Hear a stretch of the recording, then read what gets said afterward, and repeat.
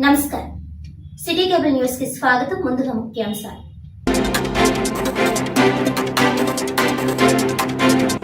కాకినాడ జిల్లా యువజన సర్వీసుల శాఖ సైట్రాస్ ఆధ్వర్యంలో కాకినాడలో యువజనోత్సవాలు ప్రారంభం. యువతతోనే దేశ భవిష్యత్ నిర్దేశం జరుగుతుందన్న జిల్లా joint collector Rahul Meena.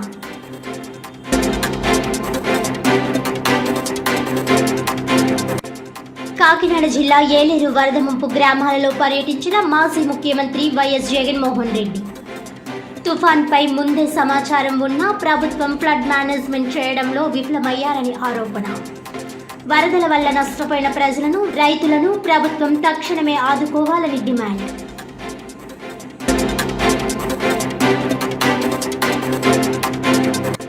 కాకినాడలోని Rangaraya medical కాలేజీలో association of surgeon of India 47వ రాష్ట్ర చాప్టర్ సమావేశం. 3 రోజుల పాటు నిర్వహించే ఈ సమావేశంలో వైద్య రంగంలో నూతనంగా జరిగే అనుభవాలను తెలుసుకునేందుకు వైద్యులకు ఉపయుక్తంగా ఉంటుందన్న ఏపీఏఎస్ఐఓఎన్ రాష్ట్ర chapter chairman doctor K Shivashankar రావు.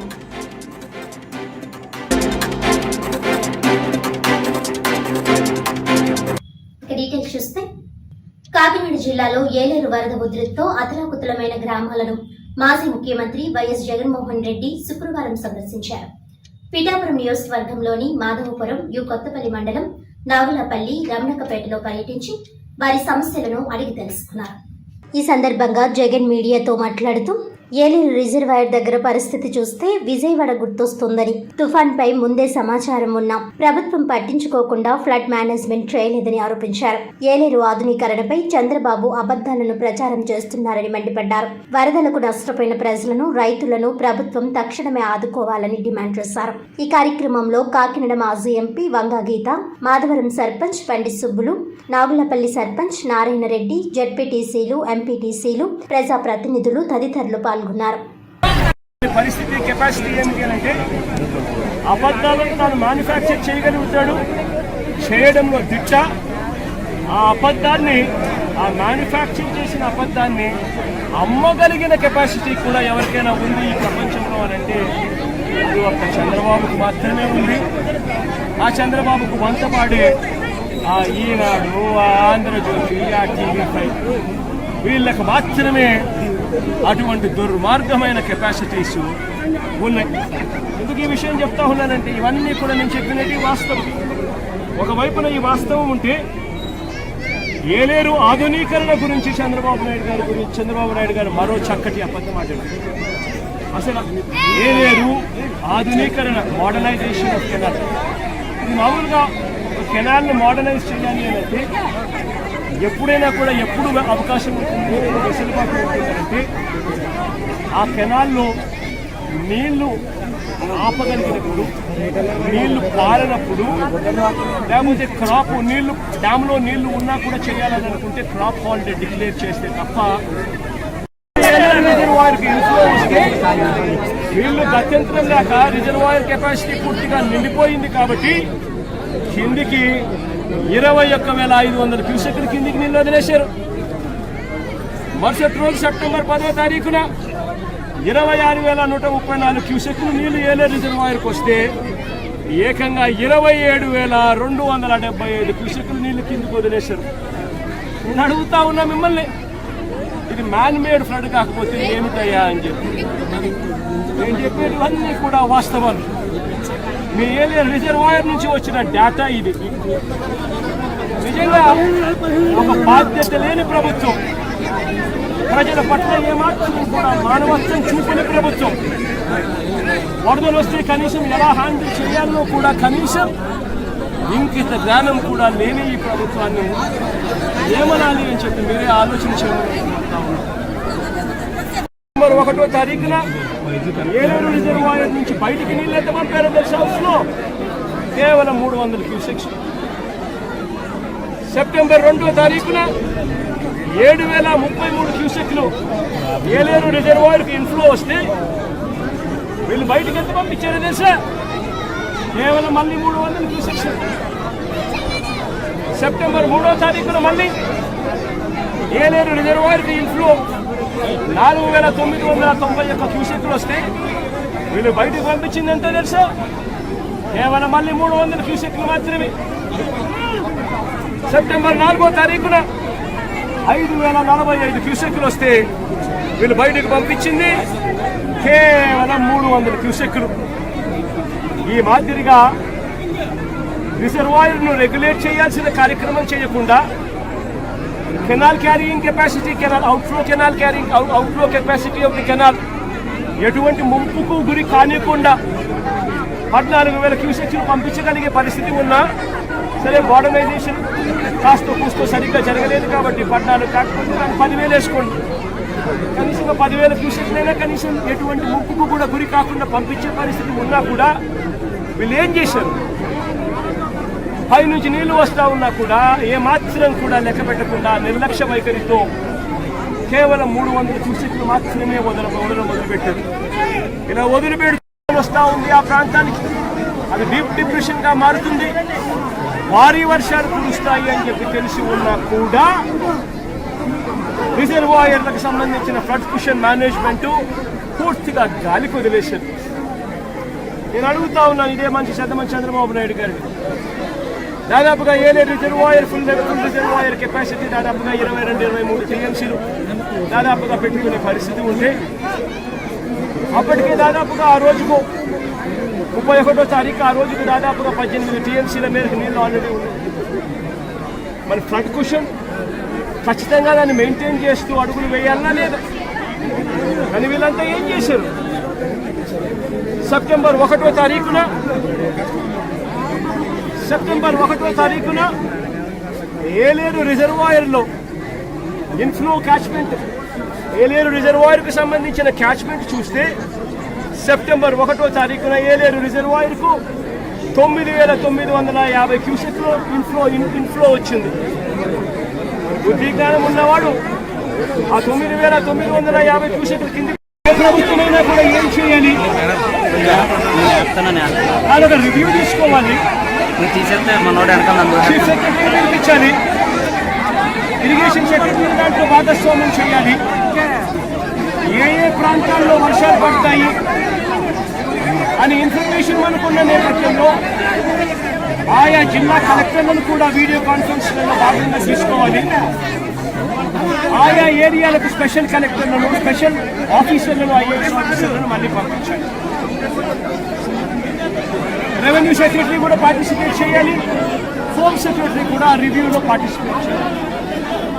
అలా చేసినప్పుడు ఇరిగేషన్ సెక్రటరీ కలెక్టర్లతో తాను మమేకమైపోయి ఏలేరు రిజర్వాయర్లో ఏ స్థాయిలో నీళ్లు ఉన్నాయి, వర్షాలు ఏ స్థాయిలో పడబోతాయి, ఇక్కడ జరిగిన రిజర్వాయర్కు సంబంధించిన రెగ్యులేషన్ కూడా ఒకసారి గమనించినట్లయితే మళ్ళీ వాళ్ళందరికీ కూడా గుర్తుకొచ్చేది ఏమిటి అని అంటే సాక్షాత్తు గతంలో మనం ఏదైతే చూసామో విజయవాడ ఏ మాదిరిగా అయితే అతులాకుతలమైందో అదే రకమైన మోడస్ ఆపరెండా, అదే రకమైన నిర్లక్ష్యం. పిఠాపురం నియోజకవర్గంలో వరద బాధితులను పరామర్శించే హక్కు మాజీ సీఎం జగన్మోహన్ రెడ్డికి లేదని మాజీ ఎమ్మెల్యే ఎస్వీఎస్ఎన్ వర్మ అన్నారు. ఈ సందర్భంగా ఆయన మీడియాతో మాట్లాడుతూ బాధితులను పరామర్శించడానికి జగన్ ఏ మొహం పెట్టుకుని వచ్చారని, ఈ రోజు రైతులు భారీగా నష్టపోవడానికి ప్రధాన కారకుడు జగనే అని అన్నారు. ఏలేరు తెచ్చింది తాము, ఆధునీకరించింది తాము, కానీ దురాలోచనతో రివర్స్ టెండరింగ్ తెచ్చి ఏలేరు ఆధునీకరణ పనులను ఆపింది జగన్ రెడ్డి కాదా అని గుర్తు చేశారు. గతంలో జగన్ చేసిన తప్పులను కప్పిపుచ్చుకోవడానికి ఈ రోజు కపట నాటకం ఆడుతున్నారని ఆరోపించారు. మాధవపురంలో పంట మునిగి బాధల్లో ఉన్న ప్రజల కష్టసుఖాలు కనీసం తెలుసుకున్నావా అని ప్రశ్నించారు. గొల్లప్రోలు జగనన్న కాలనీ ప్రజలను పరామర్శిస్తే బాగుండేదని, అక్కడ ప్రజలు జగన్ కు తగిన శాస్తి చేసి ఉండేవారని, దానికి కారణం జగన్మోహన్ రెడ్డి అని దుయ్యబట్టారు. సిగ్గు శరం లేకుండా పిఠాపురం ఏ ముఖం పట్టుకుని వచ్చావని చెప్పి జగన్మోహన్ రెడ్డిని అడుగుతా ఉన్నాం. నువ్వు తిరగవలసిన గొల్లప్రోలు మండలాన్ని వదిలేసి, గొల్లప్రోలను వదిలేసి, నువ్వు ఇచ్చిన జగనన్న కాలనీని వదిలేసావు. నీకు దమ్ము ధైర్యం ఉంటే జగనన్న కాలనీలోకి ఒకసారి వచ్చేళ్ళు. ఇంకా సమయం ఉంది కాబట్టి ఇప్పుడు ముందుగా చెప్తున్నాను, జగనన్న కాలనీలో 40 ఎకరాల్లో నువ్వు ఇచ్చిన 2000 పట్టాలు ఇళ్లలో ఆ కాపురాలు ఎలా చేస్తున్నారు, ఎన్ని బాధలు పడుతున్నారో ఒకసారి వచ్చేళ్ళు జగన్మోహన్ రెడ్డి.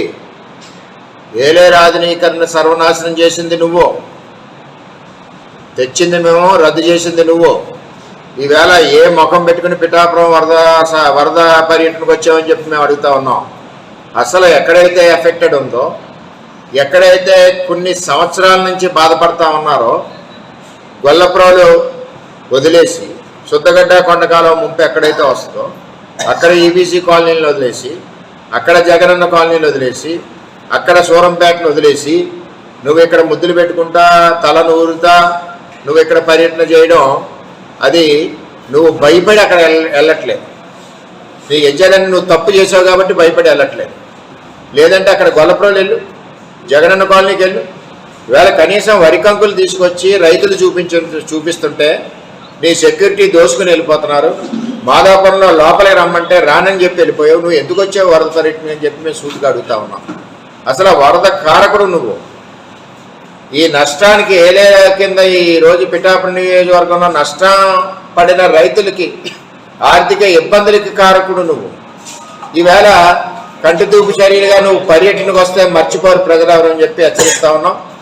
జగన్మోహన్ రెడ్డి ఈ పర్యటన ఏదైతే వచ్చాడో అతను తప్పులు కప్పిపుచ్చుకోవాలని, నేనేది తప్పు చేయలేదని ఒక ఆలోచన చేయాలన్న ఆలోచనతో ఇక్కడికి వచ్చాడు. మొత్తం సర్వనాశనం చేసింది జగన్మోహన్ రెడ్డి అని చెప్పి తెలియజేస్తా ఉన్నాం.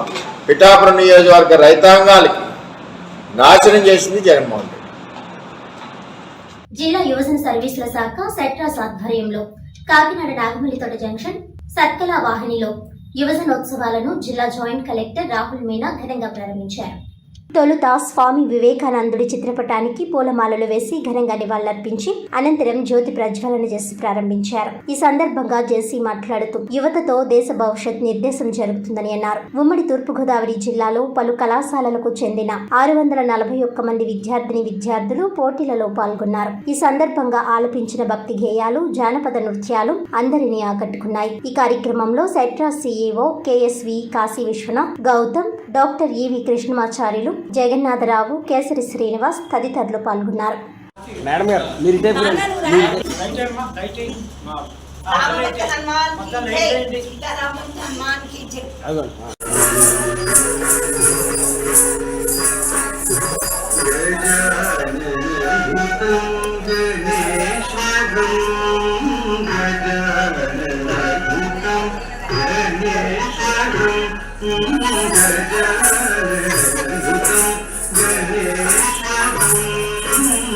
విషయాలు సత్కరిస్తున్నారు. జాయింట్ కలెక్టర్ గారు జ్ఞాపక బహుకరిస్తున్నారు. తర్వాత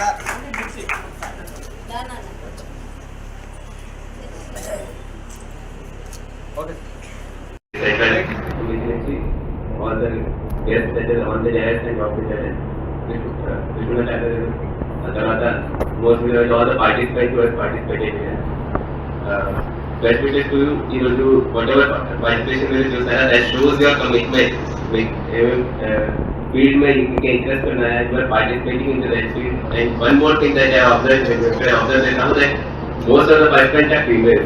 That shows even more positive attitude that you are actively participating in these events. That shows that you are on the correct path. You are following the correct path and continuing. I also remember in such kind of events, again, I will tell the same thing that I used to be participating, right? And I was actively involved in the activities related to science and technology, exhibitions, Naya, story writing. Those were my in your kind of interest. One thing I missed that I was never able to participate in most of the cultural activities because my interest was in the other side. Now I am taking the test to learn at least 1 or 2 instruments or something like that. So this is the correct time actually. As part of the age group that you are currently participating, I would suggest that the competition is okay. You are participating whether win or loss, but more important than that is that you a hobby select change. You find out your interest, whether it is sports or cultural activity or literature or whatever it is. You in a competition of participate, get to know exactly what is your. 163వ జయంతిని పురస్కరించుకుని జాతీయ స్థాయిలో జరిగే యువజనోత్సవాల సందర్భంగా కాకినాడ జిల్లా స్థాయి యువజనోత్సవాలను ప్రారంభించడానికి మన జిల్లా జాయింట్ కలెక్టర్ అయినటువంటి విజయవాడ వరద ప్రభావిత ప్రాంతాల్లో ఇల్లు వస్తువులు కోల్పోయిన వారికి తక్షణ సాయం అందించడంలో కాకినాడ ఎన్సీసీ క్యాడెట్ల కృషి ప్రశంసనీయమని ఎన్సీసీ ఆంధ్రప్రదేశ్ మరియు Telangana directorate deputy director general air commander VM Reddy అన్నారు.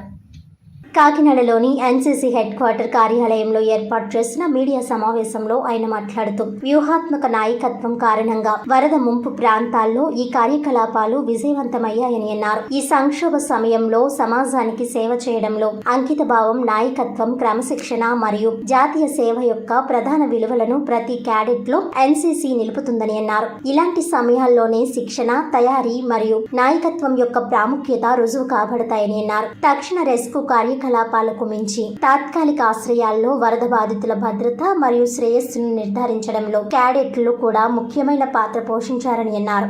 అవసరమైన సామాగ్రిని పంపిణీ చేయడంతో పాటు నీటి ద్వారా సంక్రమించే వ్యాధుల వ్యాప్తిని నిరోధించడానికి సైతం పనిచేశారని ఆయన కొనియాడారు. ఈ కార్యక్రమంలో జీపీసీడీఆర్ colonel Ritin Mohan Agarwal, admin officer colonel CK Nayak, training officer lieutenant colonel AK Meher, major Mohammed, Akshay Arun తదితరులు పాల్గొన్నారు. Coming at this very short notice, we gave you almost 2 days to come, but I'm very glad that all of you have made it. It is almost 2 months since I've taken over as group commander. I've realized that the activities which is being undertaken by the NCC cadets, we are not able to project in right time and right frame to all to the media person, to the media. Therefore, to bridge this gap, we have decided to have a regular media interaction, and as part of that, this is the first time we'll be having, this is the first interaction, and subsequently we'll keep having interaction to brief you on the activities undertaken by the cadets of the NCC. Today I will be briefing you on 3 activities. First is the action taken or the action taken by the cadets of NCC during the flood relief. Second is the conduct of special national integration camp by Kakinada. And third is the major achievements of our cadets in last 2 months. We will be also releasing you the press release of all the activities after the briefing is over. First is the flood relief. As you are aware that a few cities of the Andhra Pradesh were stuck with the floods, flash floods, and it gives me a great sense of pride that our cadets were up and about to along with the civil administration. Therefore, we were able to mitigate or restrict the impact of floods in the affected cities. And my statement is testimony itself by the spread of waterborne diseases. Our DDG, based on his directions, we had imparted training to our cadets during the annual training camp regarding how to handle the natural calamities. Now I'll be briefing on a special national integration camp. It's a special camp. When we say it's an integration camp of Pan India, where all the cadets from India, approximately 300 cadets, will be coming and participating in various cultural activities. It is the only camp in India where the cadets from Pan India, that is all over the directorate, 17 directorates, will come and showcase their culture, heritage, and major heroes of their state. This was basically started in 1990. యాని municipality ఆధ్వర్యంలో ఏర్పాటు చేసిన వనరుల పునరుద్ధరణ పార్కుపై అవగాహన సదస్సుకి స్థానిక MLA Gollapalli Srinivas Ashok ముఖ్య అతిథిగా హాజరయ్యారు. ఈ సందర్భంగా ఎమ్మెల్యే గొల్లపల్లి మాట్లాడుతూ ఆర్ఆర్పీని గోపాల్ నగర్ లో పెట్టాలనేది తన ఉద్దేశ్యం కాదని, ప్రభుత్వం అధికారికంగా నిర్ణయం తీసుకున్న సమయంలో కూడా తనకి ఎలాంటి ముందస్తు సమాచారం ఇవ్వలేదన్నారు. గత 25 ఏళ్లుగా కనకాలపేట, భీమ్ నగర్, ఉదయకృష్ణ కాలనీలను ఆనుకుని ఉన్న డంపింగ్ యార్డ్ వల్ల అక్కడ ఉన్న స్థానికులు ఇబ్బందులు పడుతూ అనేక రోగాలకు గురవుతున్నారని అన్నారు. ఇప్పటికైనా ముఖ్యమంత్రి రంగస్వామి తక్షణమే స్పందించి కనకాలపేట డంపింగ్ యార్డ్ తొలగించి ప్రజలకు ఇబ్బంది లేని ప్రాంతంలో పెట్టాలని కోరారు. ప్రభుత్వం తక్షణమే చర్యలు తీసుకోకపోతే రాజకీయాలకు అతీతంగా ప్రజలతో పోరాటానికి సిద్ధంగా ఉన్నానని స్పష్టం చేశారు. ఎందుకంటే ఈరోజు నేను 2021 ఎలక్ట్ అయ్యానండి. దాని ముందు గుత్తుల రామారావు గారు పార్టీ తరఫు నుంచి కానీ, శామ్యూల్ గారు ముందు పార్టీ తరఫు నుంచి కానీ అనేక నాయకులు అనేక పోరాటాలు, కనకాలపల్లి డంపింగ్ చేయడం అనివ్వండి, అనేక విధాలుగా ఇచ్చారు. ఆ గవర్నమెంట్ ఉన్నప్పుడు అది మారలేదు సార్. మరి ఈ గవర్నమెంట్ ఉన్నప్పుడు ఇది మారలేదండి. ఎక్కడికి వెళ్దాం సార్ మనం అని నాకు అర్థం కాదు. ఇప్పుడు మాజీ మంత్రి గారు ఏదో రాజకీయ పరిస్థితుల్లో ప్రజలు కొంతమంది ఇటు ఇష్టపడతారు, నేను శాసనసభ్యుని అయ్యాను. మరి ఇది అంటే ఏం పోరాటం సార్? ఇది ఎక్కడికి వెళ్దాం? నిత్య పోరాటమా? నాకు అర్థం కావట్లేదు. అంటే నేనంటే దీనికి అంటే సరే ఒక శాసనసభ్యుడిగా అట్లీస్ట్ ఒక 30 ఏళ్ళ కుర్రోడుగా శాసనసభ్యుడిని పక్కన పెట్టేసి మాట్లాడితే దీనికి ఏదో ఒక ఎండ్ పాయింట్ ఉండాలి కదా సార్. చీఫ్ సెక్రటరీ ఆ రోజున్న పరిస్థితికి సీఎం గారు లేదు, కిరణ్ బేడి గారు ఆపుతున్నారన్నారు. ఈ రోజున్న పరిస్థితికి సీఎం గారికి కేంద్రం సపోర్ట్ ఉంది సార్. అదేవిధంగా ఉన్న సార్ ఇది కేంద్రంతో పని లేదండి. అంటే ఈ డంపింగ్ యాక్ట్కి, ఈ ఆర్ఆర్పీకి కేంద్ర సంతకాలని కేంద్రం పని లేదు కదండి. కేంద్రంతో పనేమీ లేదు సార్ ఈ పర్టికులర్ పాయింట్ కి. మిగతాది రాజకీయ ధోరణితో వదిలేద్దాం, కానీ దీనికి హోల్ అండ్ సోల్ గా ఎవరు అవుతారు సార్? శాసనసభ్యుడిగా మీ వైపు ఉన్న కష్టాలు కానీ ఇబ్బందులు కానీ శాసనసభ్యుడు పైకి తీసుకెళ్లి ఉన్న నాయకులు అంటే సీఎం గారి దగ్గర పెడితే అసెంబ్లీ లో ఇటువంటి పరిస్థితులు ఉన్నాయని చెప్పడం జరిగితే మనకు జరుగుతుంది. ఇప్పుడు చీఫ్ సెక్రటరీ పని చేయట్లేదా, లేకపోతే ఇంకొకరు చేయట్లేదా అనడానికండి. ఆ రోజు వీళ్ళ పోరాటానికి గుత్తుల రామారావు గారు కానీ అనేక పోరాటాల్లో ఇందాక మాటలో చెప్తూ కిరణ్ బేడి గారిని మేము కారాకు తిప్పాం కాబట్టి ఇది 2018-19లో ఇది జరిగి ఆ తర్వాత టెండర్ ఫామ్ అయ్యి ఆ తర్వాత కోవిడ్ ఉన్న పరిస్థితుల్లో ఉన్న సంస్థ 3-4 నెలలు వదిలేసిన తర్వాత అనేక ఎన్జిఓస్ నుంచి సుమారు ఆ రోజు ఒక 34 లక్షల రూపాయలు నేను కూడా ఖర్చు పెట్టి ఉన్న దాంట్లో సాయం చేసి అలా చేసుకున్నాం. అందరూ సంవత్సరం తర్వాత వాళ్ళకున్న టెక్నికల్ ఇష్యూస్ ఏంటి కూడా నేనే ఒక ఆ టైంలో ఒక 6 నెలల్లో జీతాల ప్రజలకి ఆయన పూర్తిగా ఇవ్వలేకపోతే దానికి సహకరించి వాళ్ళకి 4 నెలలు 6 నెలలు కూడా డబ్బులు పడితే నా దగ్గరికి వచ్చి హెచ్ఆర్ స్టాఫ్ అంతా కూడా నన్ను అడగి సార్ జీతం లేదంటే వాళ్ళేమో అప్పుడు ఏసీ వర్క్ అప్పుడున్న పరిస్థితికి మనల్ని నమ్ముకుని ఎంతమంది సుమారు 100 మంది 150 మంది పైన ఉన్నారు కదా, వీళ్ళకి ఏం చేయాలని చెప్పి శాలరీస్ వేసి ఆ శాలరీస్ మళ్ళీ మనకి వాళ్ళ క్రెడిట్ అయినప్పుడు చేసేవారు. ఇలా వ్యవహారం చేసాం తప్ప దీంట్లో పూర్తిగా ఏ రకంగా మంచైనా చెడైనా కూడా ఒక శాసనసభ్యుడిగా మీరు అన్నారు, సార్ అన్నారు ఇందాక శాలరీస్ వరకు వాళ్ళకి జరిగితే బాగుంటుంది. గవర్నమెంట్ అందరూ కూడా ఫెయిల్ సార్. 6-7 నెలల సంవత్సరం వరకు ఇవ్వకపోతే ఏ పేదోడికైనా గడవక 100-200 మంది పనిచేస్తున్నాడు, నెలకు ఒక 50 మంది ఆగిపోతే 2 నెలలు 50 ఆగిపోతారు, 3 నెలలు 50 ఆగిపోతారు. ఆగేటప్పుడు మన పని మనమే ఇందాక శామ్యూల్ గారు అన్నట్టు మనం కడుక్కోవడం మనం తుడుచుకోవడం కూడా అలవాటు పరిస్థితి వచ్చింది. దీనికి కాబట్టి పూర్తిగా హెచ్ఆర్సీ అవనివ్వండి ఏదవనివ్వండి ఉన్న ఆర్ఆర్పీ విషయం వరకు చెప్తున్నాను. ప్రతిదీ కూడా 40,000 గొంతులు కూడా సీఎం గారికి వినబడతాయి. గోపాల్ నగర్ ఒక వాస్తవ్యుడిగా నేను ఒక ల్యాండ్ ఓనర్ గా నేను జ్ఞానం సిటిజన్ గా ఒక ప్రజాప్రతినిధిగా కూడా పూర్తిగా మీకు అందులో ఏ రకంగా అయినా కూడా పూర్తిగా అండగా ఉంటామని తెలియజేసుకుంటూ ఎవరు కూడా ఆ కోర్టు ఆర్డర్ లో లేకపోతే సింగిల్ గా నైట్ వచ్చేసి ఇది అయిపోయింది అని చెప్పి దీన్ని మళ్ళీ మాజీ మంత్రి మల్లెడి కృష్ణారావు గారు కానీ లేకపోతే నేను కానీ రాజకీయ దూరంలోకి వెళ్లకుండా ప్రజలకు ఉపయోగపడేటట్టుగా దీనికి ఒక తీర్మానం చేసుకుంటే అది సీఎం గారి దగ్గరికి నేను కూడా వెళ్ళాలని నాకు మీకు అలాంటి ఏళ్ళలో ఖచ్చితంగా ఆయన వస్తారంటే నేను కూడా వచ్చి మా నాన్న ప్రజలు ఇది మా పరిస్థితి అన్నప్పుడు శామ్యూల్ గారు కానీ పెండు ప్రకాష్ గారు కూడా చెప్తే సీఎం గారు నేను ఆ రోజు కూడా ఇవ్వడం జరిగింది సీఎం గారు కూడా. కాకపోతే నాతో మాట్లాడు మన రాజకీయ పరిస్థితి మరి ఏంటో నాకు తెలియదు. నాతో వెళ్తే పెద్ద ఉండదు డిస్కషన్ ఏమి.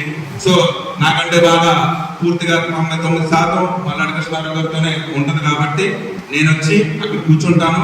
మీరేం చేయమన్నా జ్ఞానం ప్రజల తరపు నుంచి ఎంతవరకు ఆయన్ని కన్విన్స్ చేయమన్నా ఏదైనా చేయమన్నా కూడా నేను అక్కడ సిద్ధంగా ఉంటానని చెప్తూ గోపాల్ నగర్ మధ్య పరిసర ప్రాంత ప్రజలందరూ కూడా ఏ రకంగా ఇబ్బంది పడాల్సిన పని లేదు. ఇది ఖచ్చితంగా సీఎం గారు చేస్తారని ఆశిస్తూ, దయచేసి ఇటువంటి 10 మీటింగ్లు 20 మీటింగ్లు కాదండి, వాట్సాప్ లో మాట్లాడుకోవడమో, సెల్ ఫోన్ లో మాట్లాడుకోవడమో, నైట్ లైట్ కింద నుంచి ఆయన మల్లాడి కృష్ణారావు గారు చేశారు, లేకపోతే అశోక్ గారు చేశారు, ఈ వద్దు సార్. మన పని కావాలా, పని మాత్రం చేయించుకుని సాధించుకుందాం. దాని అందరూ కూడా గమనిస్తారని ఆశిస్తూ, ఎటువంటి విమర్శలు ఎవరికైనా తప్పుగా మాట్లాడుతుంటే కూడా పూర్తిగా క్షమిస్తూ ప్రతి ఒక్కరు కూడా దీనికి సహాయక సహకారాలు అందిస్తారని ఆశిస్తూ సెలవు తీసుకుంటాం. కాకినాడ జిల్లా కిర్లంపూడి మండలం రాజుపాలెం గ్రామంలో పెద్దాపురం ఆర్డీఓ, హౌసింగ్ జిల్లా పీడీ తదితరులు సహాయక చర్యలు ప్రారంభించారు. ఈ సందర్భంగా వారు మాట్లాడుతూ ముఖ్యమంత్రి చంద్రబాబు నాయుడు, జిల్లా కలెక్టర్ షాన్ మోహన్, స్థానిక ఎమ్మెల్యే జ్యోతుల నెహ్రూ ఆదేశాలతో సహాయక చర్యలు చేపట్టినట్లు తెలిపారు. అధికారులు వరద ప్రాంతానికి వెళ్లి దెబ్బతిన్న ఇళ్లను పరిశీలించి ఎంత మేరకు ఇళ్లు డ్యామేజ్ అయ్యాయో రిపోర్ట్ తయారు చేయడం జరుగుతుందని తెలియజేశారు. ఈ కార్యక్రమంలో జిల్లా housing PD Satyanarayana, Peddapuram RDO Sitaramarao, EE Gupta, DE V Srinivas, తహసీల్దార్ Chiranjeevi, superintendent Satish, housing AE Bhavani, Rajupalem గ్రామ టీడీపీ నాయకులు గంధం ఈశ్వరరావు, మాజీ ఎంపీటీసీ గొడే దొరబాబు, భూపాలపట్నం గ్రామ సర్పంచ్ వీరంరెడ్డి కాశీబాబు తదితరులు పాల్గొన్నారు.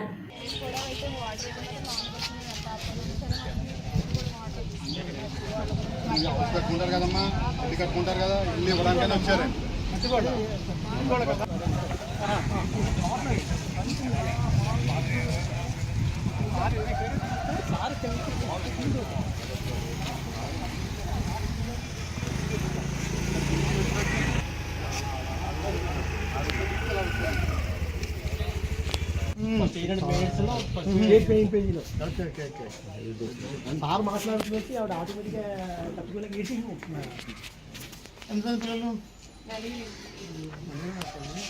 ఓకే ఏ చదువుతున్నారు, చదువుకున్నారా కిడ్స్ ఎంత పర్సంటేజ్?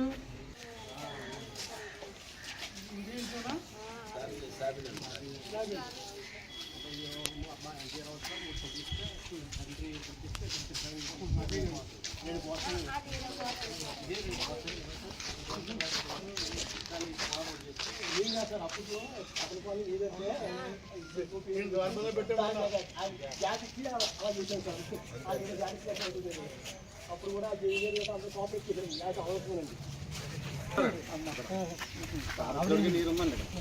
ఇంట్లోకి వచ్చింది నీళ్ళు అది తీసుకోకపోతుందని నీళ్ళు బిల్లు కట్టుకుంటాం. ఎంత పిల్లలు? నాకంటే ఇద్దరు అమ్మాయిలు, అబ్బాయి ఉంటాడు, అబ్బాయి అది ఇంట్లో పిల్లలు ఆడపిల్ల పెళ్ళి అయిపోయినాయా? చెప్పండి. అమ్మాయి మీరమ్మా మరి పెన్షన్ వస్తుందా? ఎప్పుడు పోయాడు?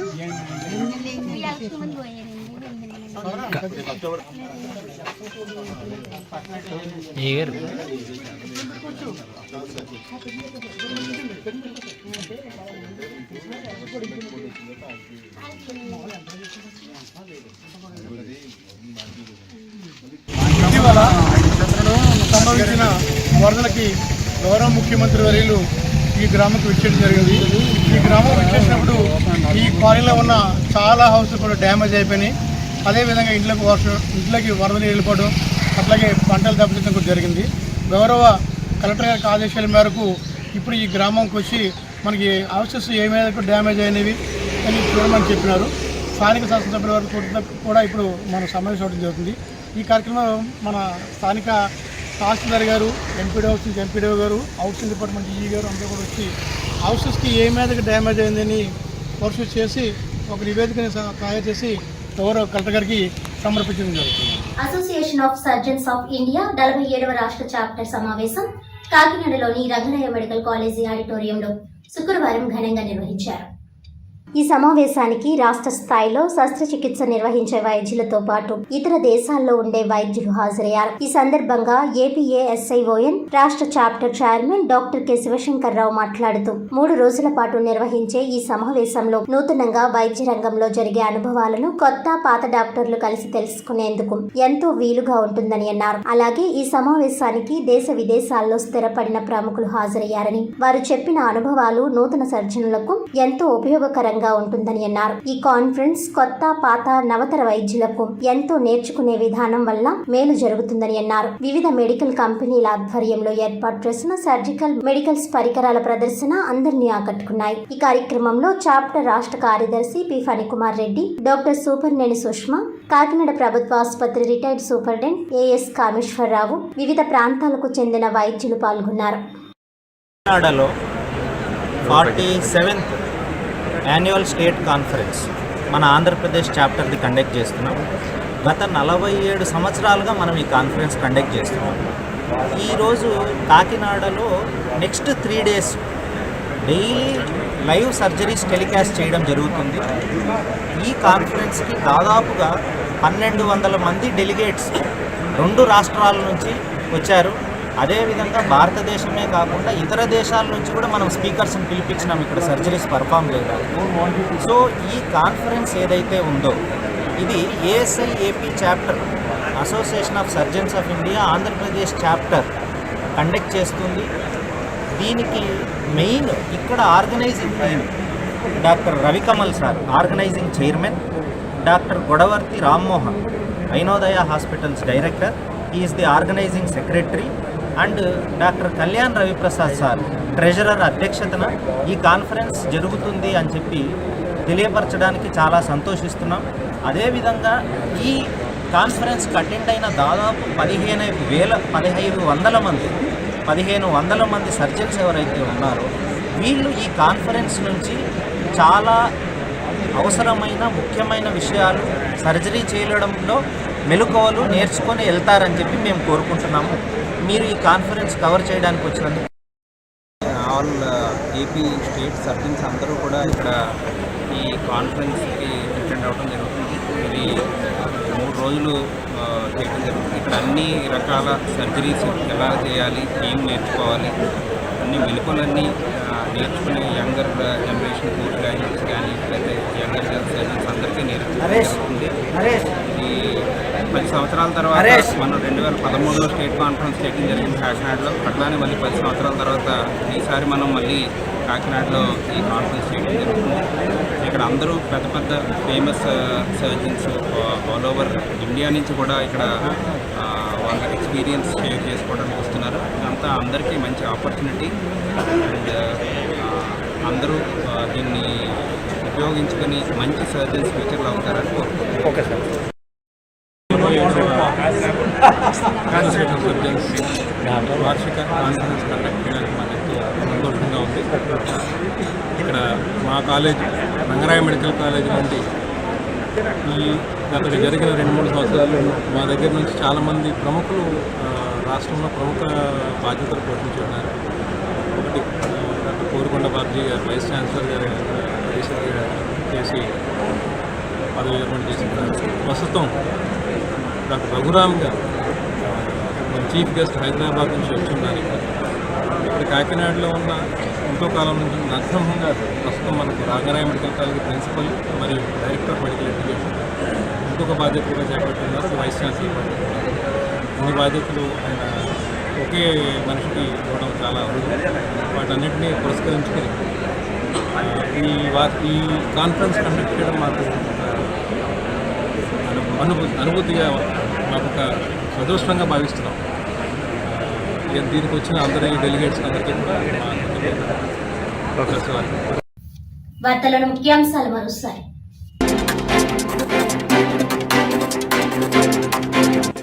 కాకినాడ జిల్లా యువజన సర్వీసుల శాఖ సైట్రాస్ ఆధ్వర్యంలో కాకినాడలో యువజనోత్సవాలు ప్రారంభం. యువతతోనే దేశ భవిష్యత్ నిర్దేశం జరుగుతుందన్న జిల్లా joint collector Rahul Meena.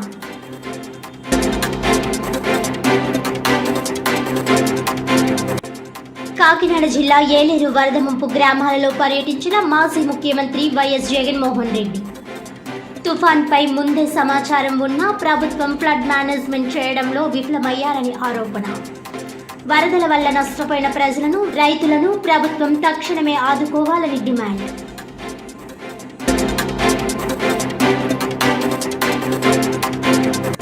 కాకినాడలోని Rangaraya medical కాలేజీలో association of surgeon of India 47వ రాష్ట్ర చాప్టర్ సమావేశం.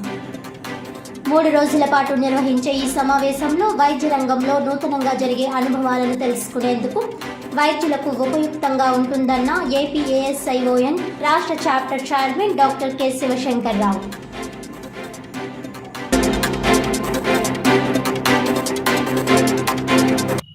ఈనాటి వార్తలు ఇంతటితో సమాప్తం. తిరిగి వచ్చే బులెటిన్లో మళ్ళీ కలుద్దాం. అంతవరకు సెలవు. నమస్కారం.